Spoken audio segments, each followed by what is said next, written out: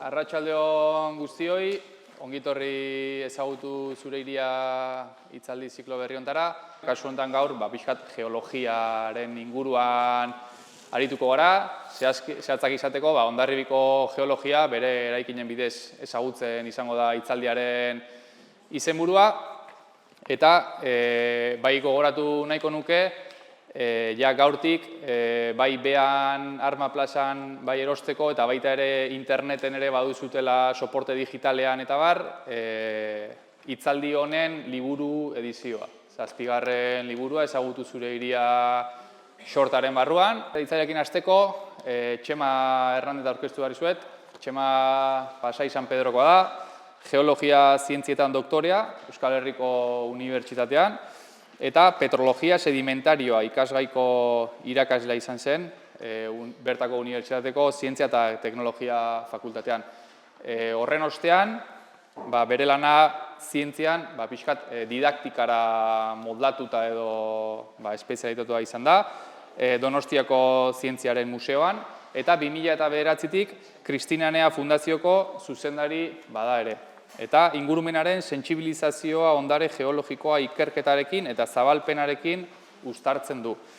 Hitzaldien, bisita gidatuen eta argitalpen edota publikazio didaktikoen bitartez.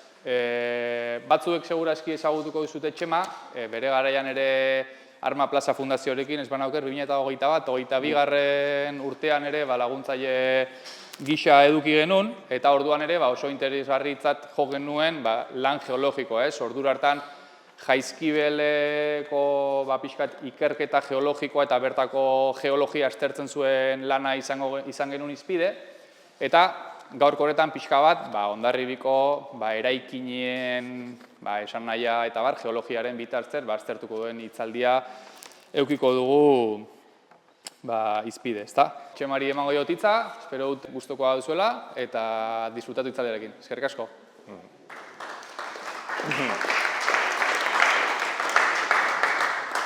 Arratsaldeon, eskerrik asko etortzeagatik, eskerrik asko nerekin eta geologiarekin arratsalde euritsu hau konpartitzeagatik.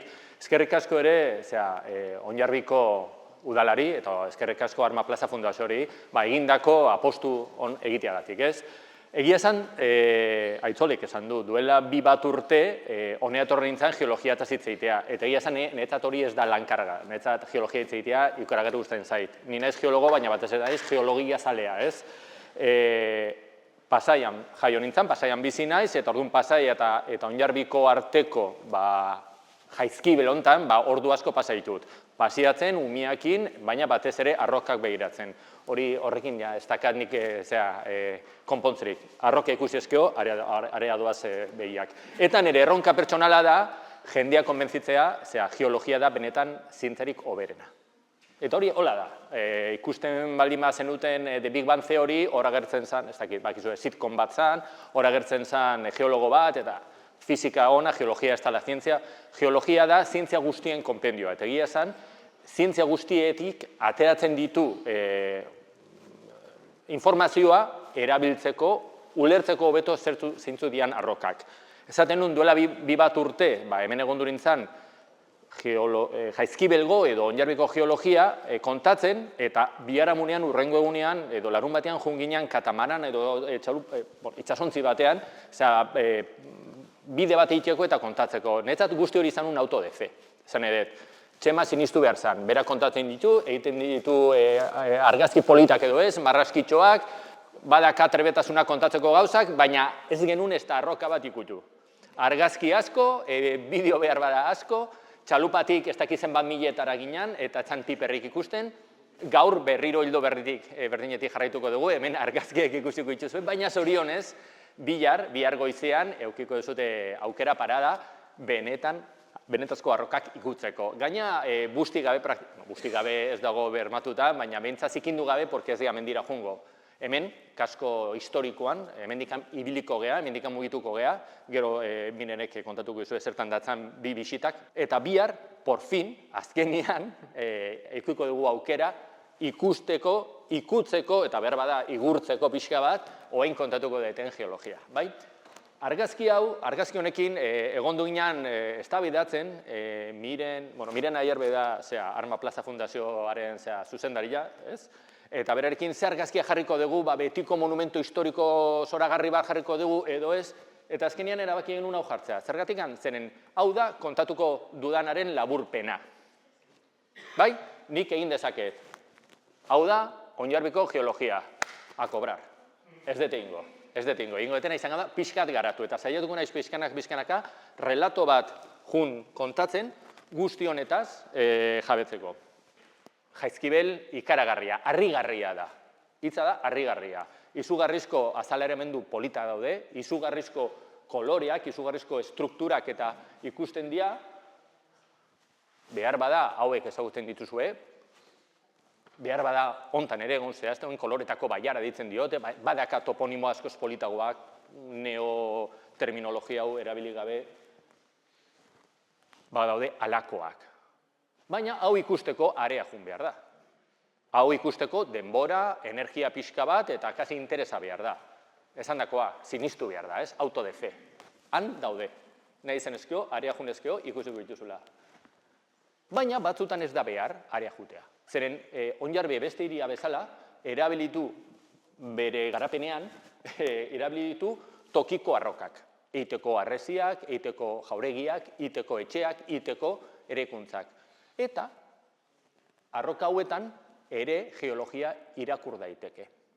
Hoi da, gaurko txarletaren edo hitzaldiaren helburua.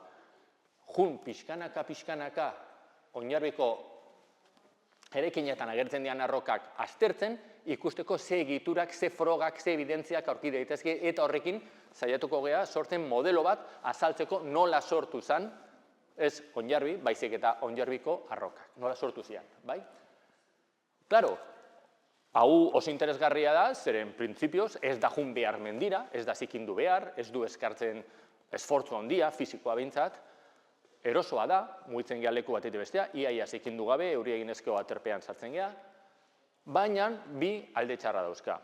Lehendabizikoa da, arrokak agertzen dira konexiorik gabe, hau da, han hemenka agertzen dira arrokak, eta ez dakigu oso ondo zein zegon zeinen gainean. Beraz, ez dago jarraibiderik eta horrek galdarazten digute informazio pilo bat. Bigarrena da kanteroen lana. Hau deitzen da abujardado, edo bujarda erabilitako estruktura bat. Zeiten zuten, edertasuna emateko alako arrokei, hartzen zuten mailu bat, pikoak zituen mailuak, eta kan iten zute. Hau egin ezkeo, egitura guztiak desagertzen dira, ezabatzen dira. Zorionez, higadura, meteorologia, euria, haizea, bere lana egiten du, eta abujardado hau sarritan desagertzen da, eta berriz agertzen dira arroka propioaren estrukturak edo. Bai? Eta Oinarbin daude arroka hau ikusteko aukera ezin hobea. Hau da, obispoaren hotela, arrokak, kolore ezberdinak, forma ezberdinak. Eliza, Nuestra Señora del Manzano, uste dut deitzen dela. Eliza, arrokak, hor gauzak ikusiko ditugu, gaur eta bihar. Gipuzkoa plaza, arrokak, esan nahi dut, zemento eta adreiluak ez dauden lekutan geologia bilatuko dugu. Baina konta handiekin, zen banketxeetan, ez dakiz zergatikan, tokiko arrokak erabili berrean, hemengo lekuko arrokak hartu berrean, beti alako arroka ornamentalak hartzen dituzte lekutatik ekarritakoak eta berez hauek ez ditugu erabili behar. Orduan, aberatzak alde batean utziko ditugu eta jarraituko dugu alako palazio zumeekin, bai?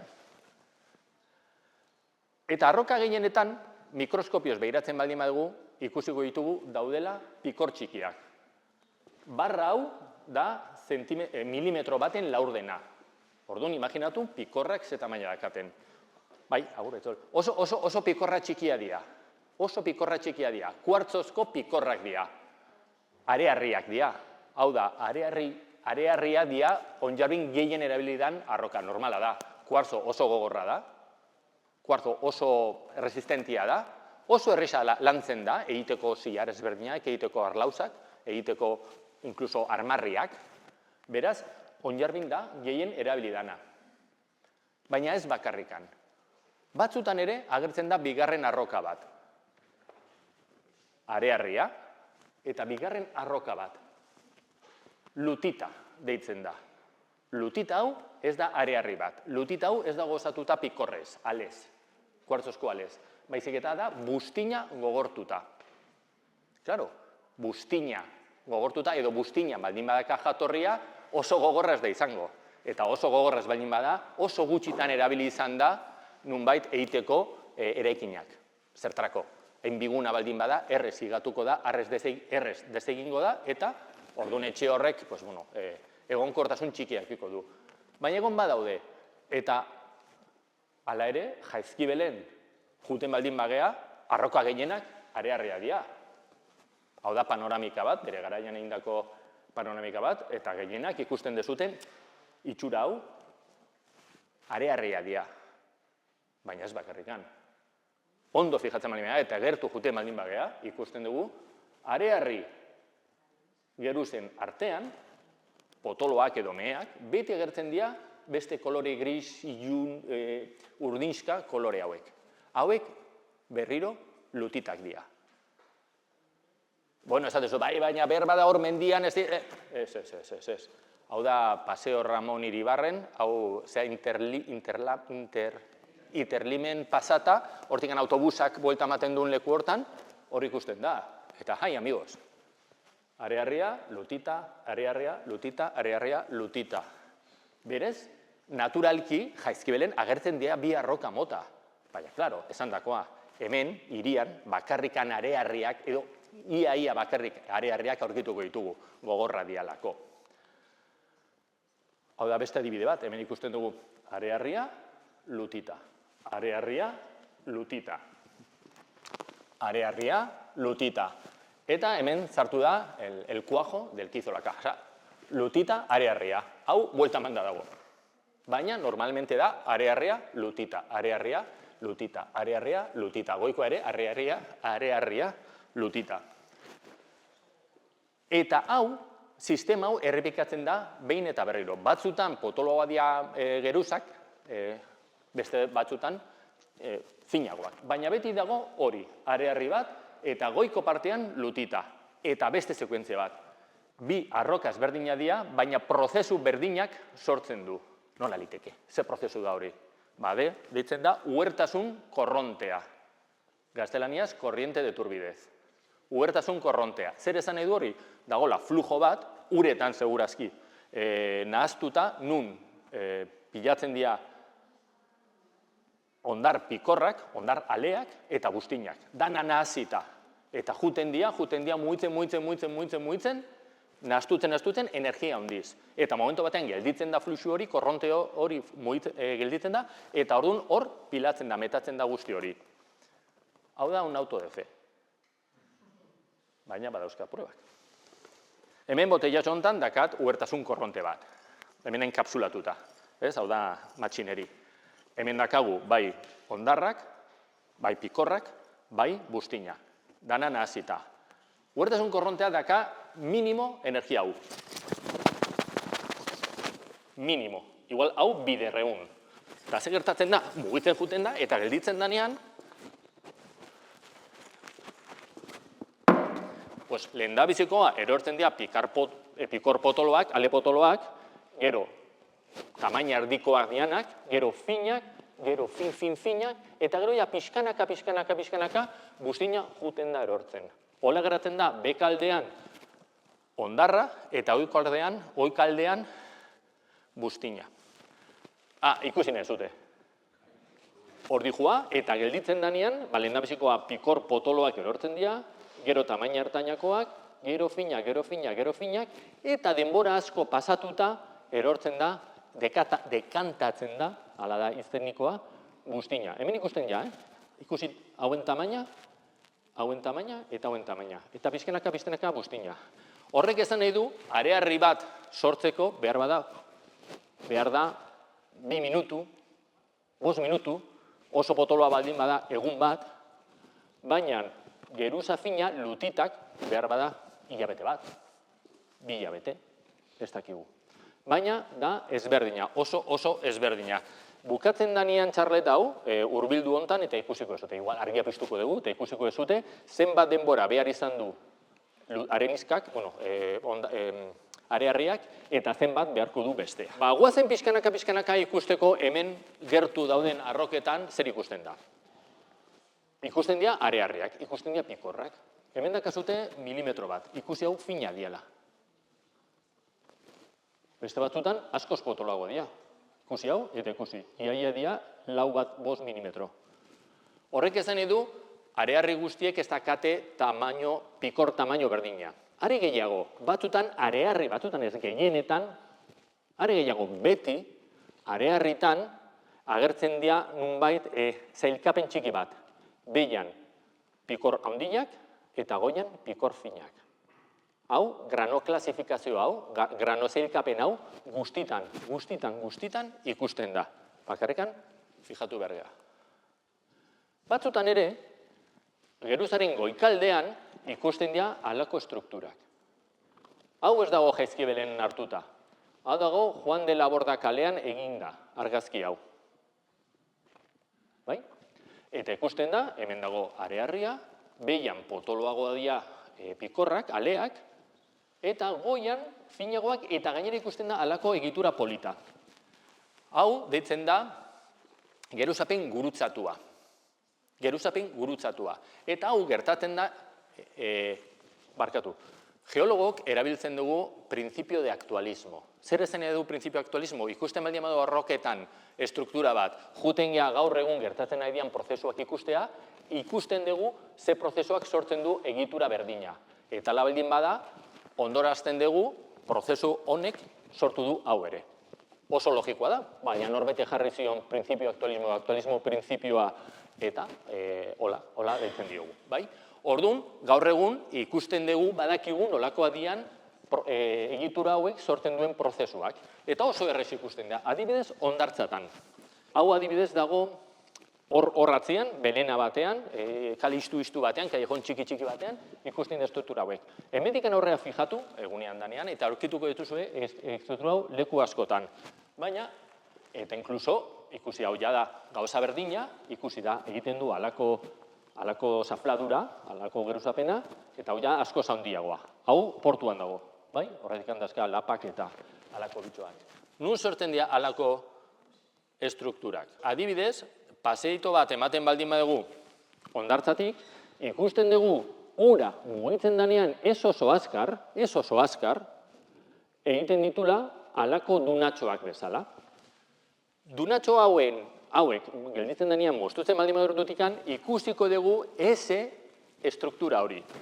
Beraz, jakin badakigu estruktura hori geruzapen gurutzatua ikusi ezkeo, jakingo dugu urak mugitu dula pikorra hauek, ale hauek, baina oso abiadura handia ezekan korronte bat izan dela. Hau adibidez, uste dela Zurriola edo Kontxako hondartzan, pixka bat, hortzagun egiten dian alako errekatxo bat edo, hortikan egindako bideo bat. Beste batzutan ere ikusten dira alako estrukturak. Hau denda kalean, justu izkina egiten duen liburutegia, udal liburutegian, eta ikusten dira alako estrukturak. Hor, paradorrean, edo Carlos Bosgarrenaren gotorlekuan edo gazteluan ere ikusten dira alako estrukturak. Hemen ikusten dezute, xafladura oso paraleloa da. De hecho, estruktura honen izena da, xafladura paraleloa. Eta noiz sortzen da, hontaz ez dakat bideoa, porque hau ikusteko, arriskutsua da. Hau sortzen da, korronteak izugarrizko abiadura duenean. Logikoa da. Daka horren beste abiadura, zeren pasatzen da ziztu bizian, eta ez du egiten aurrekoa, pixkanaka, abalantza txikiak egin. Kasu honetan doa abiadura handian. Bueno, badakagu beste estruktura bat. Hau, Jaizkibelen egindakoa da. Berdina da, aurrekoa horko harri batean, eta hau, naturan ikusten da moduan. Beti ikusten da, por cierto, geruzaren goikaldean. Hau interesgarria ere kontutan hartzeko. Beste batzutan, ikusten dira halako rekorteak. Hau argazki hau ez da oso ona, baina horko elizan egindako argazki bat da. Justu zarrera zaharra dagon lekuan, plazatxo hortan. Hortikan egindako argazki bat da. Hemen asko sobetu ikusten da. Hemen ikusten da nola dagoen zafladura bat, eta derrepente hemen iristen da beste geruza bat, eta moztu egiten du. Halako ebakuntzak ere ikusten dira. Eta hau gertatzen da, korronteak izugarrizko energia dakala, eta nahikoa da aurrekoan metatutako areak igatzeko, arrastaka eramateko, moztutzeko. Horrek, ja ematen digu pistak, jakiteko korronte hauek nahiko energia handia zekaten, bai? Eta beste batzutan, geruzen azpikaldean agertzen dira halako estrukturak, halako mingainak. Hau dago, Egiluze etxearen edo jauregiaren Juana Lalokarena ere deitzen omen diote, Parian dagoen murete batean. Hor ikusten da halako estrukturak, mingaina moduko estrukturak. Mingaina moduko estrukturak. Beti agertzen dira geruzaren azpikaldean. Hemen ere ikusten dira. Ez hain ondo, baina hemen ikusten da halako mingainak. Flute estruktura ditzen dira. Flute, txirula bezala ingelesez. Nola sortzen dira? Teoriak dio, guztina geruza baldin badakagu eta korronte bat iristen baldin bada, korronte honek baldin badaka abiadura edo energia nahikoa igatzeko bekaldean, zurrunbiloak egingo du halako zulo bat, eta gero, hondarra hau metatzen danean, hau nolabait kontramolde bat egingo du, beteko du halako zuloa molde bat egin da. Guzti hau gogortzen danean, hemen hondarra aukiko dugu eta bekaldean flute estruktura, flute egitura, eta goian eta behinan bere lutitak. Honek dio teorian. Egia esan aurreko irudiak ikusita, lehen aipatutako, un acto de fe. Baina Jaizkibelera juten baldia, ikusten dugu halako gauza politak. Hau, Iger, bere garaian diskoteka bat omen zegoen, oin dago depurador edo araztegia edo, hor egindako argazki bada. Eta izugarrizkoa da. Hemen bai ikusten da, benetan halako mingainak, bai? Eta, oberena da, estruktura hauek ematen digute nondik noruntz juten zian korronteak. Hor gezie jarriet, mailua ez da astuta, da eskala moduan erabiltzeko, ikusteko pixka ze tamaina dakan, dakagu ohitura txar hori, ez argazki guztiak estropatzen ditugu jartzen, edo txanpon bat, edo eskala bat, edo mailu bat, ez? Orduan, jakin badakigu, flujo hau pasa zan horrela. Eta hau, nunbait zegon horrela, oain, olein du. Orduan da, bekaldean, bai? Bai? Bai! Bale. Toki hontara, iritsi zian korronte guztiak etortzen ziala iparraldetik, ipar ekialdetik. Guzti hau begiratuta, jakin badakigu, hondar guzti hau etzala hemendikan sortu, baizik eta nunbaitetik etorri zen. Eta nunbait hori zan iparraldean, ipar ekialdean zegon nunbaitetik. Bueno, estruktura guzti hauek behar dan moduan kokatzen baldin baditugu, eta hau lehen aipatu dudan bezala ezin da egin hirian, zendana dago deskolokatuta, baina mendira junezkio, ikusten dugu bekaldean agertzen diala flute hauek, ikusten dugu ere, zailkatuta daude pikorren tamaina, ikusten dugu hemen daude xafladura paraleloa, hau da abiadura handiko estruktura, pixka bat gorago dago geruzapen gurutzatua, hau da abiadura txikiagoa duten estrukturak, eta jagoian daudela berriro lutitak. Auto de fe. Mendira jun, sinesten ez badidazue, eta aurkituko dezute hau leku guztietan. Errepikatu eta errepikatu. Eta hau definitu zuena, hemen de hecho ikusten da, ez? Hau definitu zuena San Frantses bat, Bauma. Horretikan, honi, deitzen diogu, sekuentzia de Bauma edo Baumaren sekuentzia. Nik beti esaten dut, Jaizkibel dala Baumaren paradisua. Inun munduan dago horren beste turbidita. Turbidita da ubertasun korrontearen emaitza. Hau da, arearria eta lutita. Sekuentzia bakoitza da turbidita bat. Eta hemen inun baino turbidita gehiago dago, Jaizkibelen. De hecho, daude 2 kilometro terdi turbidita pilatuta. Eta ez dugu ikusten zapaia, ez dugu ikusten bukaera. Hau, guzti hau, honek jarraitzen du Getariraino, hau da, Igerretik hasten da Pasaia, Donosti, Orio, Getariraino, eta Getarian dago potoloena, hor 2 kilometro terdi, da xaguaren bustana. Hor da, nunbait, gehien agertzen dian segida. Orduan, eta ez da bukaera, jakin badakigu itxaspetik jarraitzen dula. Orduan, imaginatu zenbat milioi turbidite egongo dira.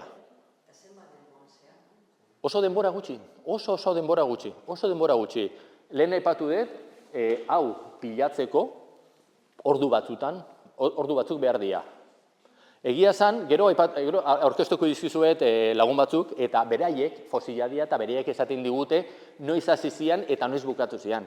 Eta egia esan, 2 milioi urtean, oso gutxi geologian, 2 milioi urte pilatu zen horren beste material. Eta asko dia, Imaginatu zen bat tona daude, Oinarbitik Getariraino, 2 kilometro terdi, eta gehiago. Imaginatu, ze zulotzarra egongo da nun baiten, material guzti hori handikan etorrita honea ekartzeko. Adibidez, ezagutzen dezute Zumaia. Zumaia oso ezaguna da. Han ez daude arearriak. Han daude karearriak. Halako karearri bat pilatzeko behar da 100.000 urte. 20 zentimetro. 100.000 urte. Eta ez da zir ikusten barruan, hemen ikusten da egitura pilo bat. Flix oso famatu egin da, baina hemengo flixa ere askoz interesgarriagoa da. Gauza gehiago gertatu dira. Ez da interesgarriagoa, hau ja da kasi enbidiako txina. Ze gertatzen da, han, nola oso mantxo, oso pizkanaka metatu da handana, gertatutako guztiaren islada han jarri da, han agertzen da. Hemen kontrakoa, hemen gauza oso azkar gertatu da, orduan, hemen oso denbora gutxi pilatu da material pilo bat, han Zumaian kontrakoa. Behar izan da denbora pilo bat bilatzeko, oso registro lasai batean, oso ingurune lasai batean, eta horretik han agertzen da gauza asko. Hemen, hain denbora gutxitan, gauza asko ez dira gertatu. Bueno, turbidita, Baumaren seriak, eta hemen esaten du lehen aipatutakoa. Iristen da korronte bat, dakala energia handia, batzutan fluteak agertzen dira, beste batzutan moztutzen du aurrekoan pilatutako materiala, gogoratu lehen, han elizan ikusten dan alako ebakuntzak, hemen nengo lirateke, gero hemen pikorren klasifikazioa, xafladura paraleloa, geruzapen gurutzatua, eta berriz lutitak. Energia, handia, eta zenbat eta gorago, txikiagoa. Horrek esan nahi du, azkenean hemen dago galga prozesua da, frenazo bat. Korronte bat energia handikoa iritsi da, pixkanaka, juten da energia galtzen, gelditu arte. Eta gelditzen danean, material guztia hor pilatzen da. Gogoratu, lehen bideo ikusi duguna, eta gogoratu botellatxoa. Ja, hasi da hor gauza batzuk ikusten. Bai? Bueno, eta bakarrikan hau agertzen dira Oinarbi kasko historikoaren arroketan? Ez. Adibidez, hau dago, Etxe Nagusi pintorearen kalean. Eta hemen fijatzen bazehazte, bajarri dute arroka bat, daquella manera, eta ikusten dira, hemendikan marka batzuk. Marka hauek dira aztarna biologikoak. Oain arte ez ditut aipatu fosilak. Zumaia bai aipatu dut, eta Zumaian agertzen dira fosil 1000 eta... ez horremez. Bai agertzen dira, baina oso txikia dira. Hemen apenas agertzen dira fosilak. Jaizkibel arrokatan apenas agertzen dira fosilak. Baina batzutan agertzen dira halako markak. Eta marka hauek ez dira berez fosil bat, baizik eta izaki batek utzitako arrasto bat. Hor, izaki bat egon duzan zerbait egiten, eta bere marka utzi du. Eta zorionez, marka hau, edo mugimendu arrasto hau, fosildu da, geratu da, eta ikus dezakegu. Kasu honetan, jakin badakigu zala, xixare moduko zerbait, hau ez egon vertikalean, baizik eta horizontalean, hau biguna zan, obviamente, eta hortikan ibili zan, xomorro bat, xixare bat, mugitzen. Pentsatu, hauek agertzen dela beti lutitatan, hau da bustin geruzatan. Biguna da, materiala daka, materia organikoa daka, erresa da hortikan mugitzea, eta fosil hauek ez, izaki hauek, xixare hauek, arra hauek, juten dira hortikan jaten, azkenean da tutu digistibo bat, jaten du, digestu egiten du eta ateratzen du. Materia organikoa elikatzeko erabiltzen du eta kakaiten du materia minerala. Eta iten duna da, alako markak. Kasu honetan, xisareak intzun bidai nahiko luzea, eta horretik handitzen diogu planolites. Beste batzutan, egiten dute gauza askoz interesgarriagoak. Adibidez, hemen dakagu xisare bat, ikusi hau da, kapa geruza baten azpian agertzen da. Lutitak, arearria. Arearria, lutita, arearria, lutita, arearria, lutita, arearria. Orduan, hor behian agertzen da, eta ikusten da, nola, xisare honek, pizkat berezia zan, porque zekan bi protuberantzia moduan, eta mugitzerakoan usten zituen bi gandorra, ez? Eta iten zuen alako zigizaga bat. Beste batzutan, ematen zituen hankatxoak zeuzkala, podo batzuk, eta juten zen, tiki, tiki, tiki, tiki, tiki, tiki, tiki, tiki, tiki, tiki. Horretik honi deitzen zioten bipodiknius, bi podoz, bi hanka.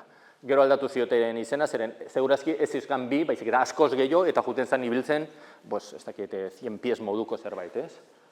Beste batzutan, xisareak zekan, protuberantzia gehiago zabelean, eta horretik egiten zituen alako markak. Eta gero ja dago, niretzat, el más random, nire semeak zedu, ke random aita, el más random, hau, paleodiktion deitzen da.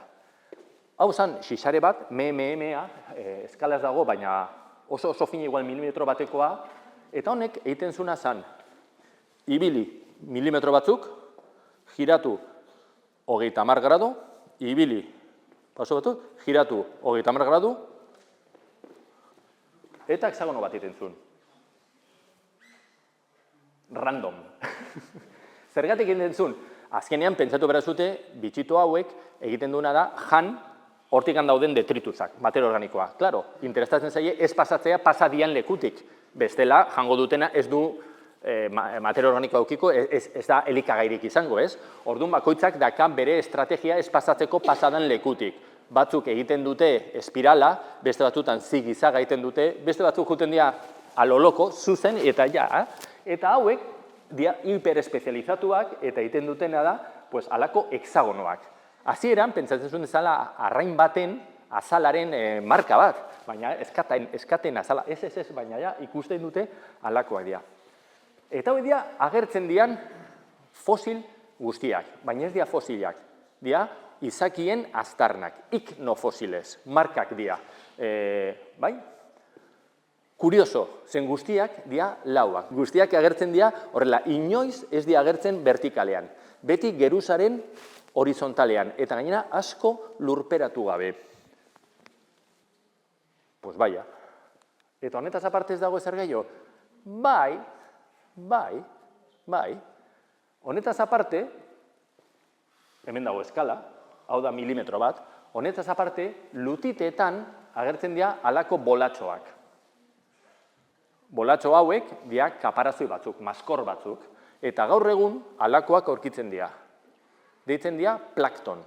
Seme-alabak edo biloba baldin magazkazute, Bob Esponja ikusten behin baute, hor dago personaje bat deitzen dela plankton. Bueno, pues da plankton. Plankton zer da? Dia zelula bakarra dun batzuk, beti itxasoan bizi dianak, uretan flotatzen. De hecho, horrela dira. Hau da bat, baina dira alako koskola, alako maskorra, eta inguruan dakate, alako ektoplasma deitzen da, alako bitxoak. Eta hauek daude flotatzen itxasoan. Baleek jaten dute hau, filtratzen dute eta egiten dute guzti hau. Hau agertzen dira jaizkibelen arrokak, Onjarbiko arrokatan, baina bakarrikan lutitetan. Ez dira agertzen itxastrikuak, ez dira agertzen itxasoen ezurrak, ez dira agertzen lapak edo txirlak edo muskuiluak, ez. Briozoak, ez. Esan itxastarren ez. Erantzuna beti izango da ez. Agertzen dian bakarra dira xixaren aztarnak, beti horizontalak, lurperatu gabe, eta plankton. Batzutan txiripa izugarrizkoa baldin baezu, aurkituko zu alako gauzak. Bakizu ezer dan hau? Venga, baietz bakizu ezer dan. Pentsatzen izatena da. Pina buru bat da. Pina buru bat da. Pina bat. Una piña. Una piña de abeto. Una piña de sequoia. Hau esaten dut txiripa dela, zeren, nik asko ibili naiz, eta batzutan, sarritan, aurkitzen dugu egur puskak, ostoak, baina hau aurkitzea, hau da, metasequoia pina buru bat. oso degradatuta dago, oso higatuta dago, oso matxakatuta dago, hostoak bezala. Baina agertzen dira, a ber, Txema, rekopilando. Aurkitzen dira plankton, beraz, itxastarra izan beharko da, materiala hau. Agertzen dira xomorro batzuk, ibiltzen diala hor, urpean, beraz. Eta pinaburu, zergatikan. Bueno, agian, etorri da hondarrarekin batera nunbaitetik. Iparraldetik, ipar-ekialdetik. Claro, zenen nik esan dut, ez, guzti hauek iparraldetik etorri dira flute ikusi egulako, baina ez egon iparraldean, bueno, lehortea. Zeren, hondarrarekin batera, etortzen dira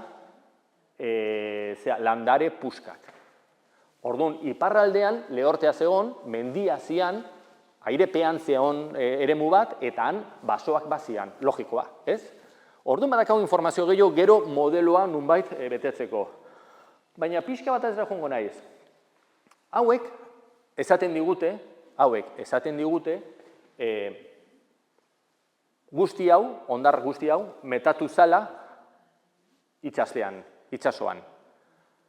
Aurrekoek esaten digute, metatu zala itsaspean, baina oso sakonean. Zergatikan, zeren metatu ezkeo hondartza batean, olatuek segurazki segituan ezabatuko lukete alako markak. Orduan behar da, lasaitasuna handia.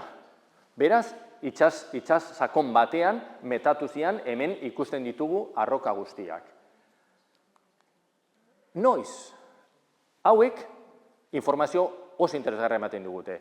Zeren, planktonek, denbora zehar juten da aldatzen, eta horregatik jakin badakigu, lehendabiziko hondarrak hasi ziela metatzen duela 52 milioi urte, eozeno garaian. Eta egonduzan etortzen hondarra, minimo gutxienez beste 2 milioi urte. Hauei esker, datazioa oso zehatza egin dezakegu. Jakiteko, eozeno garaian da terziarioa deitzen da ere, edo zenozoiko, sinonimoa dira, hasi zian iristen, honea zerbait gertatu zen garai hortan, derrepente izugarrizko hondarra hasteko erortzen. Eta gainera oso abiadura handian, eta gainera kiloka eta tonaka. Berez, hauek esaten digute adina. Guzti hau, hasi zen metatzen hondarra moduan eta buztina moduan duela 52 milioi urte, eta egondu zen 3-4 urte, ez dakigu oso ondo milioi urte barkatu, horrez geroztik, beste prozesu batian sartu ginen, hondarra arearria edo arearria bihurtzeko. Eta hori da urrengoan kontatuko detena. Bai, zeren gauza bada nola pilatu zan, nola metatu zan hondarra eta buztina, eta beste gauza bada ze prozesua beharrezkoa da guzti hori arroka bihurtzeko. Hori izango da urrengo. Ze lekutan sortzen dira uhertasun korronteak? Bueno, gaur egun, jakin badakigu, nun metatzen nahi dira uhertasun korronteak, nun kokatzen nahi dira turbiditak gaur egun. Eta normalean, hau da, itsaspeko plataforma, gero dago esponda hontan izugarrizko abiadura hartzen dute, eta iristen denean itsaspeko lautadara, hor zabaltzen dira eta gelditu iten dira. Adibidez, hau izan daiteke, kabreton kainoia edo kabreton arroia, bai? Demagun, gaur egun Euskal Herritik juten dian ibaietatik ekarritako eramandako materiala, plataforma sarkatzen du, iristen denean espondara abiadura hartzen du, izugarrizko pendiente, izugarrizko malda dulako, eta iristen dira alako ondo abizal batera, alako itsaspeko lautada. Eta han zabaltzen da. Zabaltzen denean, abiadura galtzen du, eta pixkanaka juten da metatzen. Lehen pikor potoloak, eta pixkanaka pikor edo materialak finagoak. Gogoratu botellatxoa, hor dakazute. Nitaz fidatu, hau da, el Sanedrin, ez? Hau da prozesua, hor dakagu arroia, hor dakagu kainoia, eta noiz hemen izen da, alako goiarekada bat materialarekin, eta egiten dira alako konoak, alako abanikoak. De hecho, izena da hori, kono turbiditikoak, abanikos turbiditikos. Bai? Hemen iristen da hondarra, eta gero pixkanaka juten da metatzen buztina. Urrengoan iristen da, eta gero pixkanaka buztina. Urrengoan. Ikusten zute zehazkar gertatzen den prozesua. Hau egin unean zantzia, baina ez diozu jarri efekto espezial, ba, gaur egun, halako itxaspean, halako prozesua gertatzen ari dira. Claro, eskala hau da, labeko iturri bada, la fuente del horno. Han, imaginatu, zenbat tona erortzen nahi dira eta ze abiaduran iristen nahi dira metatzeko horren beste materiala. Bueno, orduan, nolakoa zan Onjarbi duela 52.000.000 urte? Ba, gutxi gora bera horrelakoa zan. Goian iparra dago, hemen zegon itxaspeko lautada, hau da gaur eguneko kostaldea, hau da marka, eta jakin badakigu gu hemen baldin bagaude, ba, halako etorreiak, halako konoak, halako korronteak, iristen ziela gutxi gora bera iparrekialdetik, hemendikan. Iristen zian, hemen zegon esponda, hemen abiadura hartzen zuen, eta hemen zabaltzen zian. Bazian beste batzuk, Pirinioetatik etortzen ziana. Baina gure kasuan, etortzen zian landeetatik. Landetan dago el macizo central francés. Gaur egun geratzen da. Bere garaian, el macizo central francés zan el megamacizo central francés. Zan izugarrizko mendia hundiak, izugarrizkoak, eta, klaro, goian dagona, igadura sufritzen du, goian dagonak, eta hortikan materiala juten da. Orduan, jakin badakigu, hemendikan zegon izugarrizko mendikate handia, lehorrean zegoela mendikate hori, zuhaitzak gutxienez metasekuoia bat zegon, eta hemendikan etortzen zen material guztia. Hau bai da un acto de fe, zen hau guzti hau, ez dut nik asmatu, baizik eta urteetan eta urteetan ikerketa egin duten ikerlariek. Nik hartu ezagupen guzti hori eta plasmatu dut halako eskema batean. Gauz antzekoa gertatu zen, Pirinioetatik halako materiala iritsi zen Iruñaldean. De hecho, juten baldin mazazte Iruñaldean ikusiko dezute hortikan daude lutita izugarrizko kantitatea. De hecho, ditzen dute las margas azules de Pamplona. Area juten baldin mazazte daude, milaka eta milaka eta milaka. Justo da bukaeran eta hemen bakarriken iristen zian material fina. Eta hemen bukatu zen Jaizkibelko edo Onjarbiko arroken historia, ez? De hecho, indikan ez da hasi. Zeren kontatu duguna da sedimentua, ez arroka. Arrokak irakurtzen egon dugea, baina han egin izan duguna izan da, ondorioztatu, sedimentua nola eta nun eta noiz metatu zen. Ze gertatu zen sedimentu hau, eta hau bai da zure galdera, ze gertatu zaio sedimentu honi arroka bihurtzeko? Bueno, hemen jarri dut alako kuadroa, zeren hau da gutxi gora Gutenbergen imprenta. Nik kontatu dut zelulosa nola iten dan, sedimentua, baina sedimentu hori, zelulosa hori papera bihurtu da, sedimentu hori arroka bihurtu behar da. Eta horretarako badaude prozesu bat, deiten da litifikazioa, litos arroka, fik azer, edo egin, arroka bihurtu prozesua. Nola funtzionatzen da? Bos, lehen bizikoa, hemen dakagu sedimentu bat, jakin badakigu itxaspean izan da, orduan, utxunetan ura egondu da. Baina geruza bat, eta beste bat, eta beste bat, eta beste bat, eta beste bat, eta txikia ez diena gainera pilatu ezkeo, presioa izugarrizkoa da. Presioa izugarrizkoa danean ze gertatzen da? Beruntz efektua egiten dula, eta orduan gertatzen dana da, lehen bizikoa gauza, dana trinkotzen da gehiago, ez? Pikorrak mugitzen dira, apretatzen dira, trinkotzen da estruktura, eta hemendik dagoen ura, urak iez egiten du. Eta, amigo, hau ikusten dugu. Hau da, elizako arroka bat. Eta hemen ikusten dugu, halako estruktura batzuk. Baikizu ezer da nago?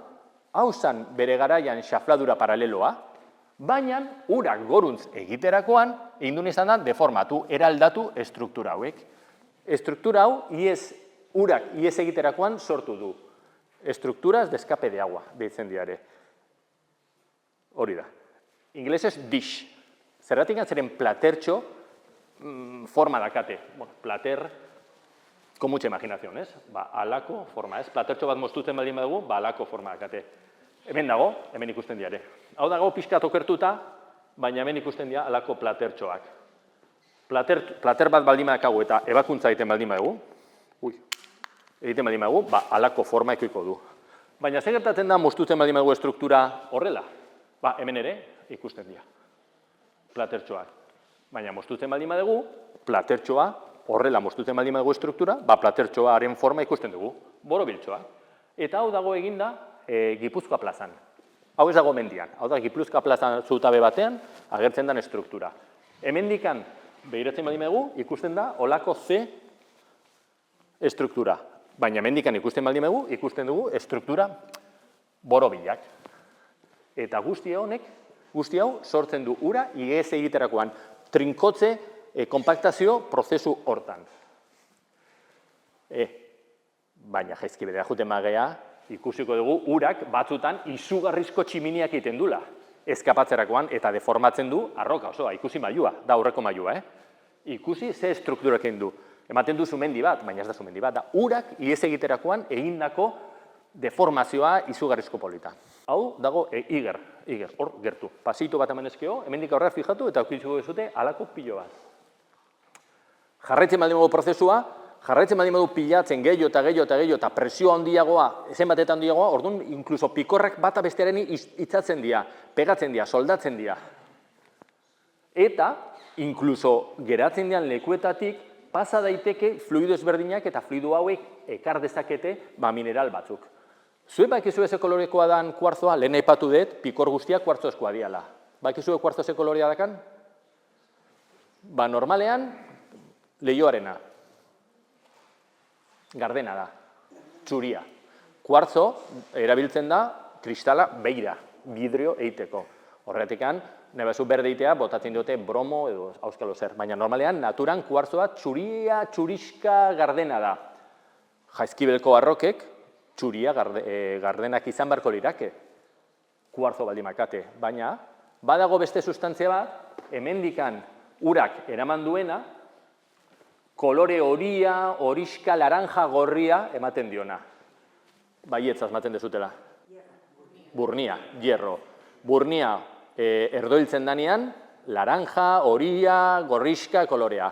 Hemendikan, pasa izan da, arroka hauen, ja ia arroka zian, trinkotuta, oso trinkotuta zian, ja ezian ondarra, baizik eta arearria, ja ez zan sedimentua, baizik eta arroka gogorra. Baina indikan zekan, utxune batzuk, eta hortikan ura pasatzen zen, ura zirkulatu inda, eta ura honek eraman ditu burnia berarekin. Eta burni hori batzutan auspeatu da, prezipitatu da, hor gelditu da. Adibidez, hor bertan, paradorean, ikusten dira halako spot, halako mantxitak. Hau ez dira tiroak gerran sortutakoa, hau da geologia pura idura. Hemendikan ura zirkulatu zen, ura pasain zen, eta horrek burnia zekan. Hemen nolabait, zirrikitu bat zegon, eta ura hori pasatzerakoan hor utzi du burnia. Eta burnia hau, denboraren poderioz, junda erdoiltzen, oksidatzen, horretekan kolore hori. Hau da Juan de la Borda kalean. Ikusi kargadero hontan, ze burnia. Hemen zegon segurazki zartadura bat, eta urak aprobetsatu zuen bide hori, hortikan pasatzeko, eta orduan hor pilatu zen burni pilo bat, oksidoa, oksidatu zena. Hemendikan ez horren beste, baina pasa zen ere, koloreak, hemen beste bat. Hau dago hor bertan, kale hontan. Leku guztietan aurkituko dezute. Eta hau da, ura pasa zen zeiarka, arrokaren zeiarka, eta hor burnia utzi zuen. Eta batzutan hasten geha ikusten gauza oso espektakularrak. Hau udaletxea da. Aterpean sartu eta barruan ezkerrian aurkituko dituzue hauek. Ikusten dira figura konzentriko hauek. Zergatik zeren ura hemendikan pasa zen eta juten zen auspeatzen, prezipitatzen hor burnia. Eta hori egiterakoan zuloak betetzen zian. Orduan ez egon aukera pasatzeko urgeio. Orduan ura ziten zuen urrengoan kanpotikan pasatzen zen. Beste geruza bat, urrengoan kanpotikan beste geruza bat. Eta egiten zuen alako tipula formak. Hau ditzen dira anillos de Liesengang. Bueno, nik tipula ditzen dizkiot. Ikusi hau. Hau dago Klink elkartea, arrezi, ez dakit nola ditzen da, justu arreziaren parian dagona, ez dakit kalean nola ditzen dan. Nik ikusi nuena, osan du, ostra, mena, ze polita. Eta hemen ikusten da perfectamente, da, hau da tipula geologikoa. Ura, hemendikan pasatzen zen, bete zianean zulotxoak, beste kapa bat intzun, bete zianean pizka kanporago, eta momentu baten ja urak utzi zuen, ez zuen jarraitu zirkulatzen, baina utzi zuen hau. Airepean geratu denean, oksidatu inda, erduildu inda. Baina orokorrean, Jaizkibelen orokorrean, leku guztietatik Burnia pasa da. Ura, edo Burnia zuen ura pasa da. Horretikan Jaizkibele dakan kolore hori. Kolore horiska, laranjak, leku batzutan konzentrazio handiago dira, el Valle de los Colores famatu hori, beste batzutan ez. Mendira junezke hori ikusiko dezute halako gauza zoragarriak. Halako gauza zoragarriak. Hau ez da un auto de fe, eta batzutan asko eta asko eta asko pasatzen badia, inkluso egiten dira halako kostrak, halako geruzak. Hor bai zirkulatu da Burnia, eta noiz bai dirua behar baldin bazute, segiarea, porque hor Burnia 180 da. Bakizue Bizkaian, meategietan, oliron esaten zuten, bueno, hau da pixka bat, oliron, ia oliron, ez? Kol iron. Baina guzti hau, arroka sortu baldin bada beste geruzak bilatu zanean, egongo dira lurrazpian, ez? Pilaketa, metaketa, baina gaur egun arrokak hor kalean ikusten ditugu, ez? Kanteroek erabili zuten hor gertu zian arrokak iteko eraikinak. Ze mekanismo egondu da arroka guzti hauek tente jartzeko, hor azpitikan kanporaztateko. Hau da, jarraitzen baina con la metáfora de Gutenberg, pasta de celulosa, imprenta liburuak egiteko, eta hoin eskaparatean liburua vertikalean jarrita. Zer, azkenean geruzak horria bezala, dia liburua bezala, ez? Nola daude? Bueno, azalduko dugu. Eta argi dago, arroka guztiak ez daudela horizontalean, metatu zian forman. Baizik eta arroka bihurtu ondoren, mekanismo batek okertu intzan. Hau da, iger. Hau da, amuitz eta hau da, arroka. Honek daka okerdura handia. 60 gradu okertuta dago. Hau da, halako txirristra bat egiten du. Beste batzutan, 80 gradu ere, agertu dira. Pasaiako bokalean sartzerakoan, badaude geruza batzuk, adibidez platako itsaspean, hor dago praktikamente 80 graduetan, praktikamente vertikala da. Imaginatu, lehen aipatu du 2 kilometro terdiko potentzia edo lodiera zuen sekuentzia osoa, norbaitek edo zerbaitek hartu du eta kolokatu du horrela. Bai? Imaginatu zein darra bera horretarako. Eta horretarako, ez da mekanismo lokal bat izan, baizik eta plaken tektonika gertatu da. Bakizue lurraren azalean daudela plaka ezberdinak, kontinente ezberdinak junten diala denboraren zehar mugitzen.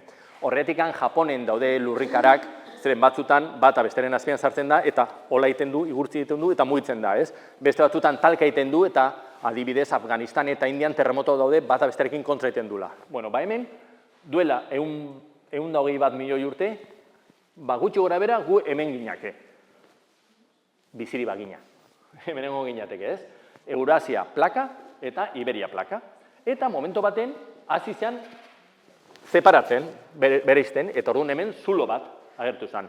Oinarbi, garai hortan, Pasaia eta gune hau, zulo beltz batean ginen, itsaspean eta zulo beltz batean. Baina, momento baten, Atlantikoren erdian, hasi zen sortzen estruktura bat, eta estruktura batek, entzun izan zen, beste aldera. Eta orduan, honek buelta mandu izan edet, atzeruntz. Eta orduan, hasi zen bera juten. Eta orduan, aurreko fasean, hemen pilatutako material guztia, hasi zen pintzatzen. Atzerago jun, denbora, hor dago, eras una vez en la tierra, en el contador, ez? Atzera jun, eta inkluso Afrikak ere hasi zen eragina egiten gora, eta orduan, gora, ikusi, hor egon ginakegu, hor hasi zen Jaizkibelen arrokak metatzen, garai hontan. 20 milioi beranduago, geroago, 20 milioi urte, así, como quien, 20 milioi urte, talka intzuten. Talka intzutenean, Pirineoak sortu zian. Zen, bata besterekin kontra intzun eta Pirineoak. Baina, aurreko fasean, zulo hontan, oso itsasakon batean metatutako arearri guztiak, burrun intzuten. Eta burruntz hau, esan edu, horizontaletik pasa zuten vertikalera. Horrek esan edu, lurpean eta itsaspean zegon material guztiak, ja arroka bihurtuta, kanpora atera zuen, airepean gehatu ziala eta gainera okertuta. Eta, klaro, zerbait okertuta eta airepean gehatzen danean, pues hasten da el Festival de la Meteorología. Firmin, ezagutzen dezute hau? Hau da, libro hau da aparta. Da, San Sebastiek San Sabats da egilea, egindako liburu bat. Hau zen sagutxo bat, kolatzen dela liburutegi batean, azten dela jaten liburuak, eta gero azkarra egiten da. Eta momentu batean, praktikamente filosofo bihurtzen da, ez? Jaten du liburua, jaten du literatura, eta oso azkarra egiten da, oso bizkorra egiten du. Bueno, jarraitzen dugu analogiarekin. Goratzen dute, Gutenberg, eskaparatean ziren liburuak, ze gertatzen da, airepean geratzen dianean, Firmin eta beste eraginek hasten dute liburua jaten. Liburuak eraldatzen. Liburuak arrokak erosionatzen, igatzen. Eta sortzen dira alako gauzak politak. Zoragarriak. Kobazuloak eta kobazulo barruan alako albioloak, alako zuloak, alako leku zoragarriak.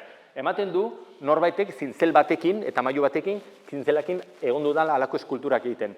Baina ez, aireak, naturak sortu indu. Joe, eta jaizkibelera jun behar da ikusteko? Me izan ezkeo, bai. Baina, amigos, hemen ere aurkitzen dira alako estrukturak. Hau ezautzen dezue? Hau da, hor izkinan dagoen farolillo, antortxero, ez da gino egiten den hori. Fijatzen bazehazte, hemen higadura prozesuak sortu dira, eta hemen alako albioloak sortzen nahi dira. Eta horrek zer daka 500 urte? Orduan oso, 500 edo, historialari baten 500 bat urte, 600 bat urte, 200 bat urte. Mende pare bat. Horrek esan edu prozesu hau airepean geratu eta zuloak egiteko prozesu hau oso azkarra da. Oso azkarra da. Hemen ere aurkitzen dira. Bakizuen hundan hau? Faro de Iger kanpinean. Kanpoko pareta. Eta hau ez da duela 5 mende sortuta, baizik eta 1950 edo 13 ez dakit. Duela 61 urte egindako arrokak eta egin zuten fin-fina, eta gaur egun badaude solotuta. Horrek esan edu oso prozesu azkarra da. 61 urtetan ere sortzen dituelako estrukturak. Zeinek sortzen dituelako estrukturak? Zergatik? Oda, prozesu zeinek sortu du estruktura? Zergatikan? Oain asmatuko dugu. Bueno, pista pare bat eman behar dizuet. Harresi hauek guztiak mendebalderuntz orientatuta daude.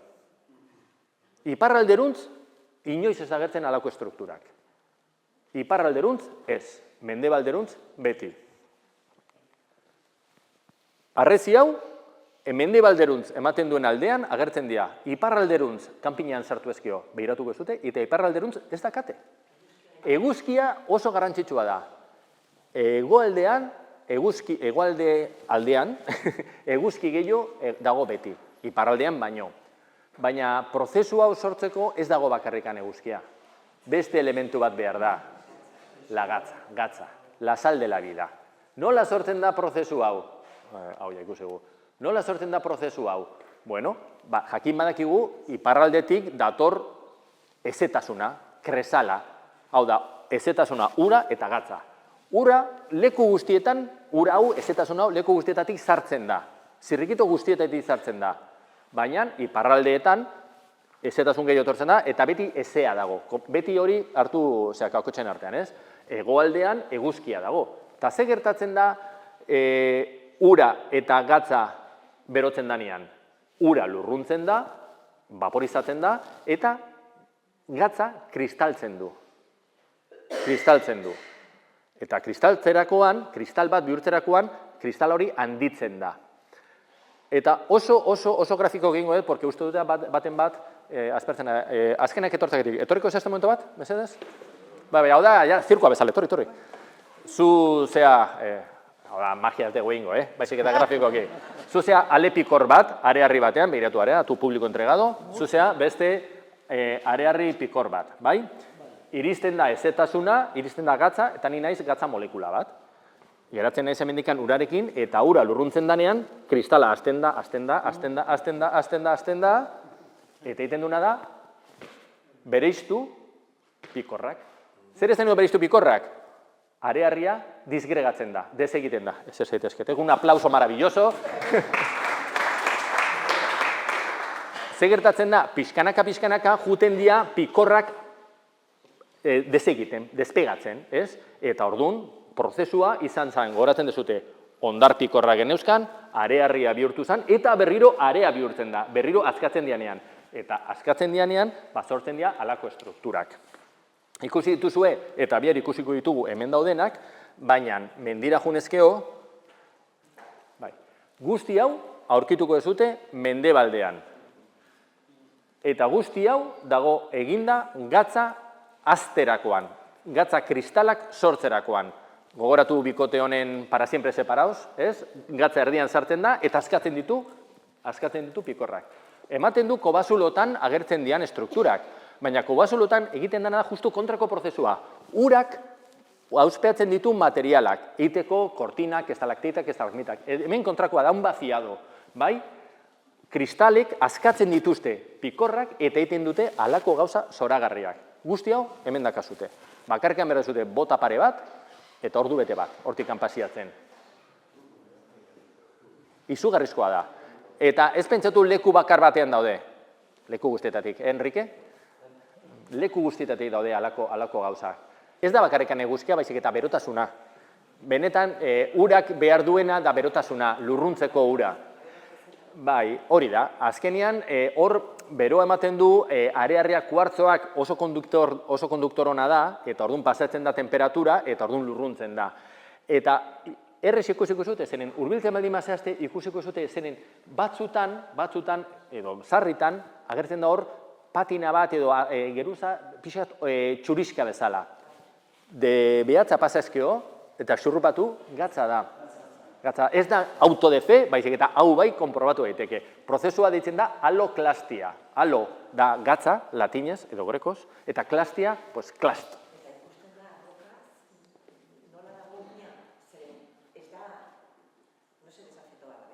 Ez. Prozesua da puñeteroa, eta prozesua oso interesgarria da. 2 minutu gehiago baldin makazute, ja bukatzen nahi da, 2 minutu gehiago baldin makazute, azalduko ezue. Zuloa retroalimenta, leku batean, eta hor, azten danean, ja zulatzen da. Aldamenean ere, ez da horizontalki, ez da homogeneoa, baizik eta bakarrikan puntu ezberdinetan. Ematen du ura, area juten dala, desbideratzen dala, eta hor intentsuagoa da prozesua. Ze gertatzen da, azkenean sortzen dira halako gelaskak, barrua joten dira, baina momentu baten estabilitatea galtzen dute eta run egiten dute. Eta orduan prozesua berriz hasten da. Da prozeso autodestruktibo. Artista baginan esatuko genduke autopoietiko, ez? Sortzen nahi da estruktura, sortzen nahi da artelana por destrucción. Orduan, prozesua ez dago oso argi, baina jakin badakigu gertatzen nahi dana, eta hemen ikusten dugu. Hemen, kasko historikoan ikusten dutea halako prozesuak, ez? Eta han gehiago.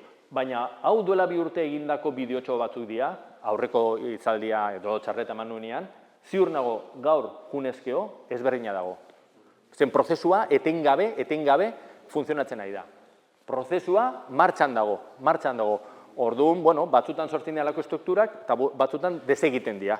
Eta erresa da ikusteko bekaldean zatiak, zen batzutan kolapsu egiten dute struktura osoa, beste batzutan pikorrez juten da erortzen. Eta behian dago, ondar fina erorita. Prozesu honi ere deitzen zaio arenizazion. Azkenean, area bihurtzen ari da, bai? Hurrengoan mendira jun eta flipatuko zute. Igual diagona zehazte.